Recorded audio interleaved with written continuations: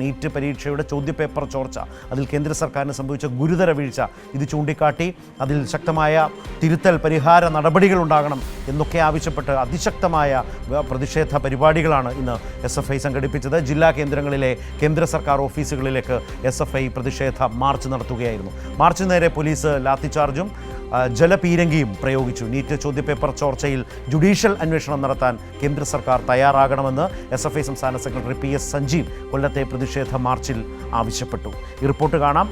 അതിന് ശേഷം കൂടുതൽ വാർത്തകളുമായി ഷമി പ്രഭാകർ.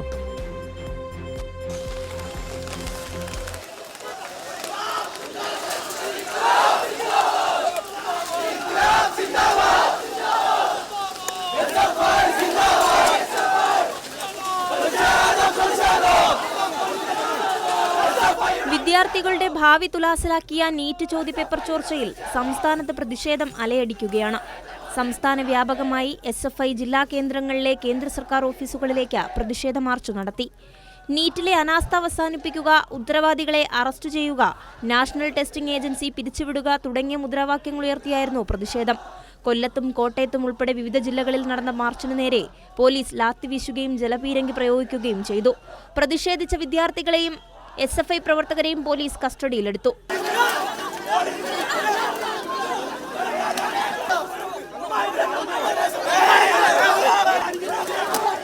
NTA പിരിച്ചുവിടണമെന്നും നീറ്റ് ചോദ്യപേപ്പർ ചോർച്ചയിൽ ജുഡീഷ്യൽ അന്വേഷണം നടത്താൻ കേന്ദ്ര സർക്കാർ തയ്യാറാകണമെന്നും സംസ്ഥാന സെക്രട്ടറി PS സഞ്ജീവ് കൊല്ലത്ത് നടന്ന പ്രതിഷേധ മാർച്ച് ഉദ്ഘാടനം ചെയ്തുകൊണ്ട് പറഞ്ഞു.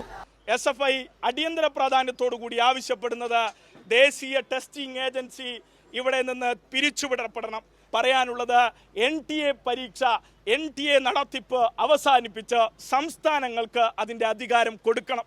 അതോടൊപ്പം തന്നെ ജുഡീഷ്യൽ അന്വേഷണം ഇതിന്റെ ഭാഗമായി നടക്കണം. രാജ്യത്തെ വിദ്യാഭ്യാസ രംഗത്തെ കേന്ദ്ര സർക്കാർ അട്ടിമറിക്കുകയാണെന്ന SFI സംസ്ഥാന പ്രസിഡന്റ് M ശിവപ്രസാദും പറഞ്ഞു. 2016-ൽ, 2021-ൽ, 2024-ൽ, ഇപ്പൊ ഇതാ 2026-ൽ ഈ രാജ്യത്തെ 22 ലക്ഷത്തോളം വിദ്യാർത്ഥികൾ എഴുതുന്ന പരീക്ഷയുടെ ചോദ്യപേപ്പർ ചോരുകയാണ്. ആ ചോദ്യപേപ്പർ പരീക്ഷ നടത്തുന്നവർ തന്നെ ചോർത്തി കോച്ചിങ് ഏജൻസികൾ വഴി ലക്ഷക്കണക്കിന് കോടിക്കണക്കിന് രൂപയ്ക്ക് മറിച്ചു വിൽക്കുകയാണ്. മോദി സർക്കാർ അധികാരത്തിലെത്തിയ ശേഷം 4ാം തവണയാണ് നീറ്റ് ചോദ്യപേപ്പർ ചോരുന്നത്.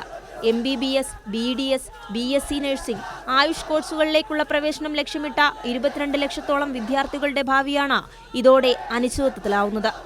News desk, Kairali news.